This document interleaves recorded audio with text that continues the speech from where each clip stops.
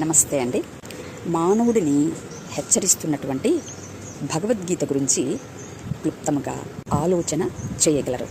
మానవుడికి గల సమస్యను తెలియచెప్తుంది భగవద్గీత 3వ అధ్యాయము 41వ శ్లోకము. ఈ సమస్యకు గల పరిష్కారమును తెలియచెప్పేటువంటి శ్లోకము 18వ అధ్యాయము 66వ శ్లోకము.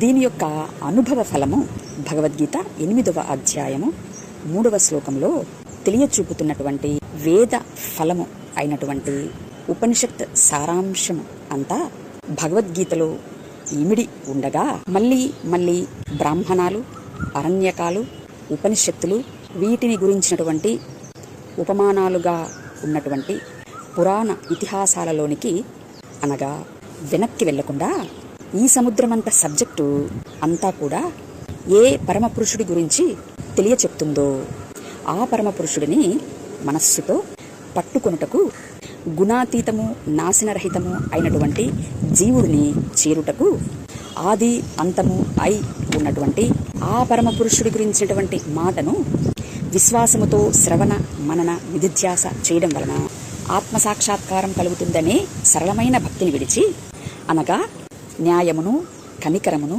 విశ్వాసమును విడిచి సనాతన ధర్మం యొక్క శక్తిని ఆశ్రయించక దేవుని కృపకు పాత్రులుగాక కర్మకాండలు అనేటువంటి తమ స్వనీతి పైన ఆధారపడుతున్నటువంటి మారు మనస్సు పొందని వారికి శ్రమ అని హెచ్చరిస్తున్నటువంటి ఈ భగవద్గీత సారాంశమును సత్యాన్ని అన్వేషించేటువంటి వారు నిదానముగా ఆలోచన చేయగలరని మనది. Thank you. నమస్తే.